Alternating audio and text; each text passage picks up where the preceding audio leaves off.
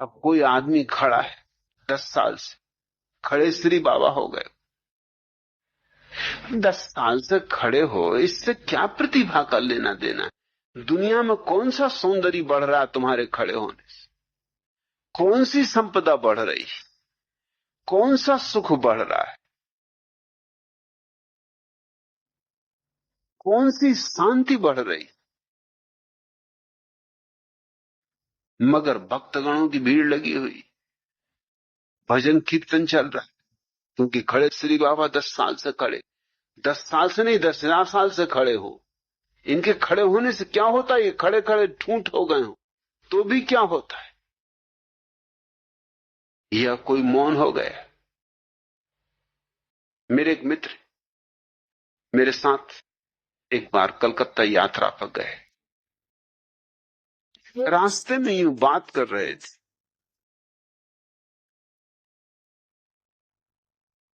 एक मौनी बाबा थे, उनके वो भक्त। मैंने उनसे पूछा कि मौनी बाबा, मैं तुम्हें क्या खास बात दिखाई पड़ी? अरे उनका खास बात, आज 20 साल से मौन। क्या इसमें तो कुछ खास बात नहीं।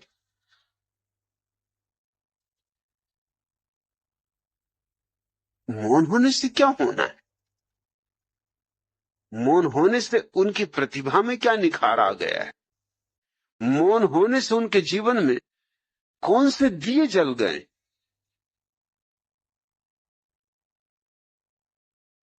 अगर वो बुद्धू थे 20 साल पहले, तो मौन होने से और बुद्धू हो गए हों। उन्होंने कहा, अरे आप भी कैसी बात करते? अगर वो बुद्धू होते तो इतने लोग उनको कैसे पूछते? कोई मैं अकेले ही पूछता हूं, कितने लोग पूछते? अब मैंने कहा, ये दूसरी बात तुम उठा रहे हो। उन दूसरों से मैं पूछूंगा तो वो कहेंगे कि कितने लोग पूछते, उसमें तुम्हारी गिनती करेंगे। तो तुम दूसरों को देख के पूछ रहे हो। मैंने कहा, तुम एक काम करो, मेरे साथ तुम कलकत्ता चल ही रहे हो, तुम 3 दिन मौन रह जाओ और मैं देखो तुम्हारी पूजा करवा दूंगा। उन्होंने कहा, आप क्या कहते, मेरी कौन पूजा करे? मुझ में कुछ है ही नहीं। मैंने कहा, तुम चुप तो रहो, 3 दिन चुप रहना। और पूरा भी नहीं कहता। रात जब सब चले जाएं, दरवाजा बंद करके, तुम्हें जो भी मुझसे कहना हो कह लेना, क्योंकि दिन भर रुके रहोगे, घबरा जाओगे। दुकानदार आदमी हो, 24 घंटे बात करते हो, तो रात एकांत में तुम मुझसे बोलने की स्वतंत्रता रखना। मगर दिन में लाख कुछ हो जाए, अपने को बिल्कुल बांधे ही रखना, बोलने ही मत। कुछ अगर बोलने होगा तुम्हारे भी तो मैं बोल दूंगा, तो जैसी आपकी मर्जी। उनको बात जची करके देख लेने जैसी। कलकत्ते में ठहरता था सोहनलाल दुगड़ के घर पर। वो कलकत्ता के बड़े करोड़पति थे। जब मैं उनके घर पहुंचा, वो मुझे लेने आए। उन्होंने पूछा कि आपके साथ कौन? मैंने कहा, ये मौनी बाबा। मौनी बाबा, इनकी क्या खूबी? कई 30 साल से मौन। वो एकदम उनके पैरों पर गिरे। वो बेचारे सज्जन जो दुकानदारी करते थे, कपड़ा बेचते थे, और कपड़ा भी कुछ खास नहीं, कट फीस की एक छोटी सी दुकान थी। सोनलाल दुगर जैसा करोड़पति उनके पैरों पर गिरे। सख्शाए भी, मैंने उनको इशारा किया कि सख्शाना मत। आप जब मौनी बाबा बन गए तो अब डरना मत। अभी तो बहुत कुछ होगा, ये तो शुरुआत। जब सोनलाल दुगर तुम्हारे पैर में गिरेंगे तो अभी तुम कलकत्ते के सब मारवाड़ियों को गिरते देखोगे, तुम घबराते क्या? तुम रुको जरा। वो तो इतने घबरा गए कि वो मुझे हाथ से धक्का मारेंगे, भैया दिमाग ठीक नहीं।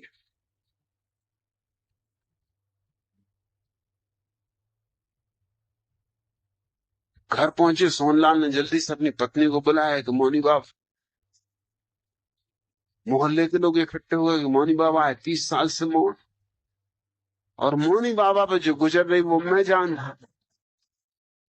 कि वो रात का वक्त देख रहा है कि कब रात आए कि अपने दिल की मुझसे कहे जैसी रात आई दरवाजा जल्दी से बंद करके मेरे पैरों पर गिर पड़े और कहा कि मुझे माफ करो, मुझे ये काम करना ही नहीं, मुझे जाने दो, मैं तो अभी भागे जाता हूँ, रात को चुपचाप निकल जाऊंगा। ये क्या झंझट मेरे पीछे लगा था। इतने इतने बड़े लोग जिनके घर मुझे अगर मिलने भी जाना होता तो कोई मिलने नहीं देता, चपरासी भीतर नहीं घुसने देता। और मेरे पैर पे गिरते तो मुझको बड़ा संकोच लगता है। और स्त्रियां, उनकी सुंदर से सुंदर स्त्रियां मेरे पैर छू रही, ये क्या करवा रहे हो आप? क्योंकि मैं कुछ नहीं करवा रहा हूं, ये मैं तुमको बता रहा हूं कि कैसी कैसी बेवकूफियां इस देश में। तुम भी उन्हीं बेवकूफों में हो जिसकी तुम 20 साल से पूजा कर रहे हो, और तुम तो अभी सिर्फ 5-6 घंटे ही मौन रहे हो। ये चमत्कार, अभी तुम 3 दिन रुको तो अभी तुम देखना इलाज शुरू हो जाएंगी, बीमारियां ठीक होने लगेंगी। अरे उनका आप क्या कह रहे हैं, मुझ में कोई चमत्कार नहीं, कोई शक्ति नहीं। तुम, मैंने कहा फिक्र ही मत करो, सब आ जाएगा। मौन भर रहो और दिन भर रहो मौन, मगर दिन में बोलना मत, और मुझको धक्के वगैरह ही मत मानना, क्योंकि लोगों को शक पैदा हो जाएगा कि बात क्या है। तुम तो अपने आंखें बंद कर लिया, अगर बिल्कुल सहने के बाहर हो जाए, आंख बंद कर लिया, अपने भीतर ही भीतर नमोकार मंत्र पढ़ने लगे, होने तो जो हो रहा। 3 दिन में तो उनकी टुंडी पिट गई, अखबारों में फोटो आ गए। रात को मुझे फोटो दिखाएं कि क्या करवा रहे हो। अगर मेरे घर पता चल गया,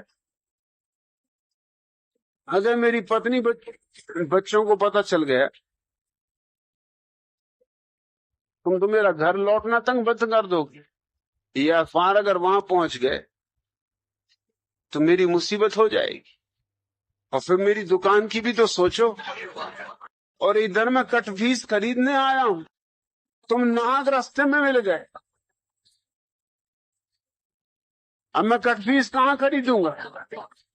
ये कलकत्ते का बाजार तो खत्म है, क्योंकि जिनके यहाँ से मैं कट फीस खरीदता था वो लोग भी मेरे पैर छू रहे हैं, और कई तो मुझे गौर से देखते भी हैं, ये शक्ल कुछ पहचानी मालूम होती। 1-2 आदमियों ने प्रश्न भी किया, ये 30 साल से मौन है, इस शक्ल कुछ पहचानी मालूम होती। मैंने कहा देखा होगा किसी पिछले जन्म में। अरे जन्म जन्म का नाता है। उन्होंने कहा ये बात ठीक, ये कोई साधारण साधक है जो जन्मों से साधना कर रहे हैं, कई बार तुम मिले होगे पिछले जन्मों, इसलिए शक्ल पहचानी लगती। कहाँ लगती तो पहचानी शक्ल, मतलब कहीं देखा है, और ऐसा भी नहीं लगता कि पिछले जन्म में देखा, इसी जन्म में देखा है। मैंने कहा ये बड़े पहुंचे हुए पुरुष हैं, एक ही साथ कई नगरों में एक साथ प्रकट हो जाते। वो मुझे हुद्दे मारे कि मत ऐसी बातें कहो।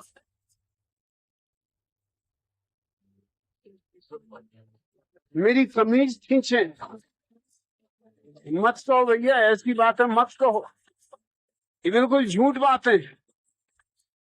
मगर लोग मान रहे हैं। मिठाइयां आने लगी, फल आने लगे, और रात मुझको कहें कि क्या करवा रहे, इतनी मिठाइयां फल में कहां ले जाऊंगा, तुम ले जाना, घर बाल बच्चों को मोहल्ले में बंटवा देना। इस कृष्ण तो जब उनको लोग छोड़ने आए, कटफिश तो वो खरीद ही नहीं पाए, क्योंकि अब कहाँ कटफिश खरीदे, कोई देख रहे कटफिश खरीदता कि मौनी बाबा कटफिश खरीद रहे। रास्ते भर मुझ पर नाराज रहे कि और सब तो ठीक, मगर कलकत्ते का बाजार खराब करवा दी, अब मैं कलकत्ता कभी न जा सकूंगा। मैंने उसका तुम घबराओ मत, तुम एक काम करो, दाढ़ी बढ़ा दो, अगली बार जब कलकत्ता जाओ दाढ़ी मूछ बढ़ा के चले जाना। हाँ, उनका ये बात जस्ती।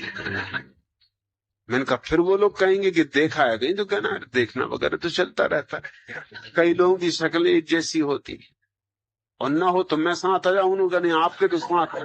आने की कोई जरूरत ही नहीं। आपके साथ तो मैं कभी कहीं जाऊंगा नहीं।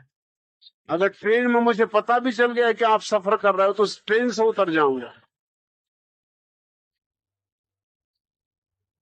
और मेरे पैर पकड़ के कहने लगे, इतना कृपा करो कि ट्रेन में किसी को खबर ना हो।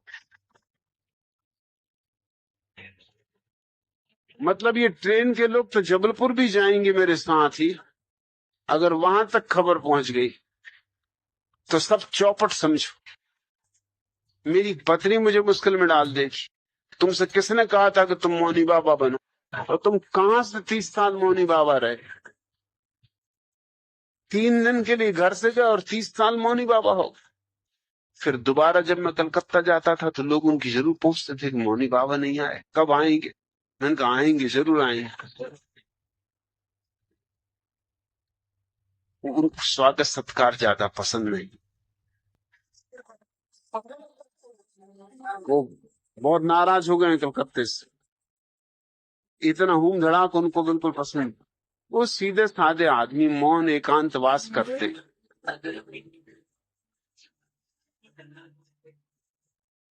तुम जिनकी पूजा करते हो, जिनको महात्मा कहते हो, उसमें तुम्हारी प्रेरणाएं ही भर काम कर रही। तुम आंख खोल के देखते भी नहीं, ब्रह्मचर्य घटित होगा तो अपूर्व ज्योति प्रकट होगी।